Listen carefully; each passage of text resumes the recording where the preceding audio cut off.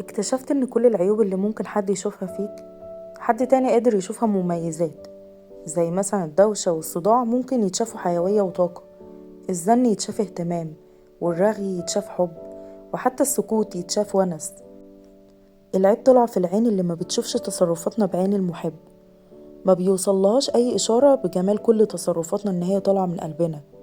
في ناس كتير في الدنيا هتقابلهم ويشوفوك حلو زي ما انت من غير ما تبذل اي مجهود، وهيلاقوا ان حتى عيوبك بتحليك. احنا حلوين زي ما احنا، بس مع ناسنا وفي مكاننا الصح. ما تنسوش تعملوا لايك وسبسكرايب وتفعلوا الجرس علشان يوصلكوا كل جديد. سلام.